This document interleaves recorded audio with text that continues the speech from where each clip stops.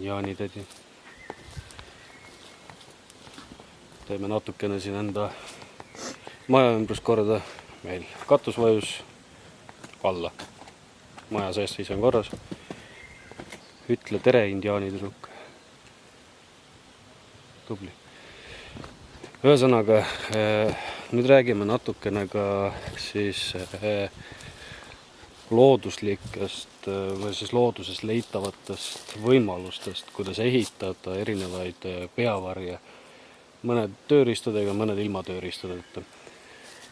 Ja nagu näha, siis on siin esimene võimalus kohe olemas. Ilusti kukkunud puu kahe puu vahele, see tähendab seda, et ta püsib seal okstadega kinni ja siis ehitame sinna peale siis niisuguse lihtsa varjualuse ilma tööriistadeta.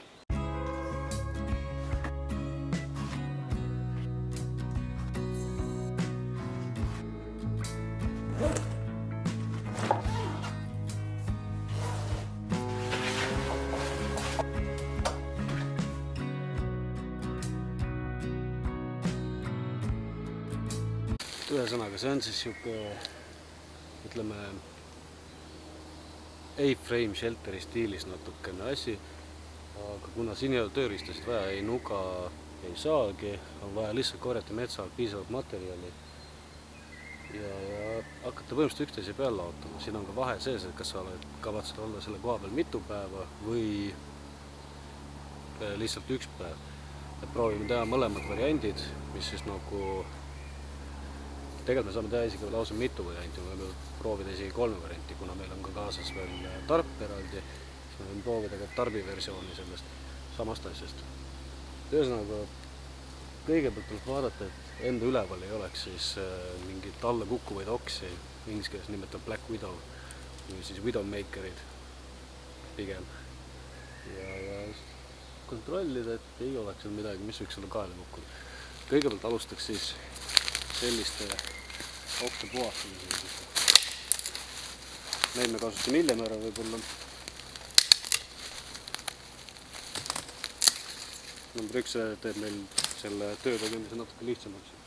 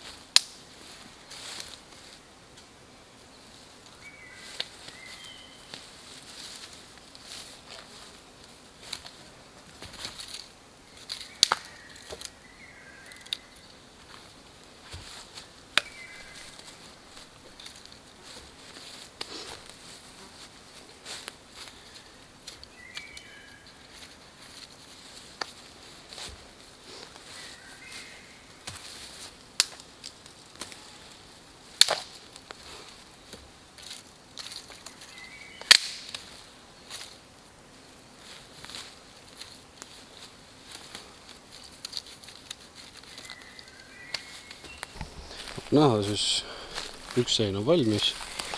Samuti, kui tõesti vaja lihtsalt kiiret töömaja, siis võib ehitada sellise ühe seina variandi.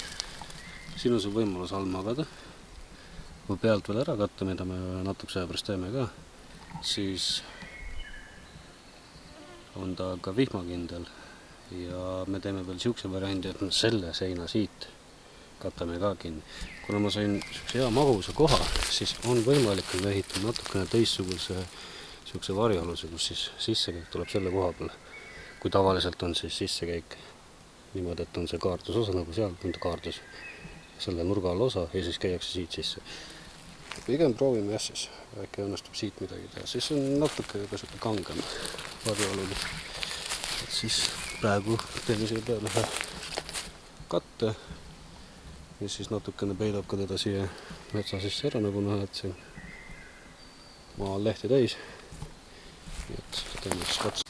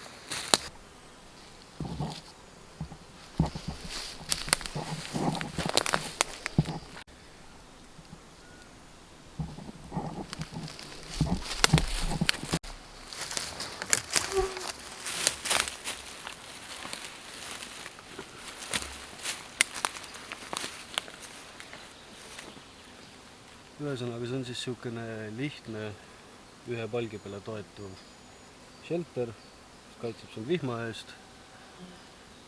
Sellest edasi me saame veel ehitada ka järgmised shelterid ja praegusel hetkel on ka siuke võimalus, et vajadusel me saame teha tule, olla vihma eest varjus ja nagu ka näha, siis teiselt poolt ei ole ta just kõige silmapaistvam. Et igaüks, kes siis nüüd mööda, kes kõnnib või midagi siukest, ei pruugi üldse seda tähele panna.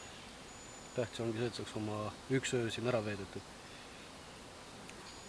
Jätkame siis ehitusega, nüüd läheme edasi siis liintuult A-frame'ile, ehk siis me ehitame siia veel ühe lisaseina. Nagu ka enne oma plaanist rääkisin, siis ma jätaksin siia siukse ava, millele siis, mis annab siis meile võimalus oma jalad täiesti sisse panna siia peitu. Võimalik, me selle avaga teeme natukene kitsama variandi. Päris pirakas vihmaussuk. Et siis jätkame enda plaanidega, vaatame, kuhu me välja jõuame.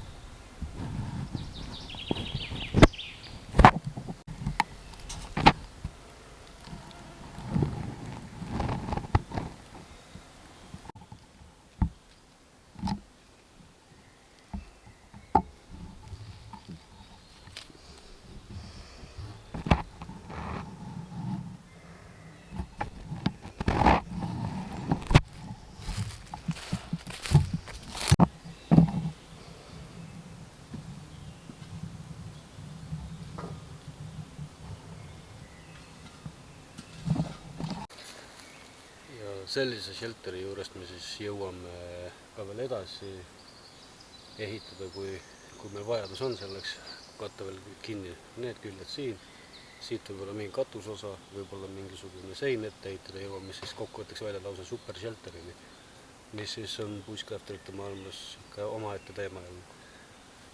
Aga kuna see on lihtne selline liintuu ja siis jõudis üle A-frame shelterisse, siis 1-2 päeva siin ööbida, edasi liikuda, vastavalt vajadustele juurdeehitust teha, siis see töötab väga hästi. Kindlasti mina isiklikult jätsin taha lõppu sinna õhuaugu, ikkagi õhk ringi liiguks. Ja veel mingil ajal teeme siis ka tarpversioone sellisest asjast ja vaatame, kui palju neid asju veel tuleb, et ideed on igasugused. Ühesõnaga järgmiste videodeni, ärge unustage subscribe ida, kommenteerida, likeida, jälgige meid Instagramis, samuti ka TikToki oleme jõudnud otsapidi. Näeme järgmistes videos.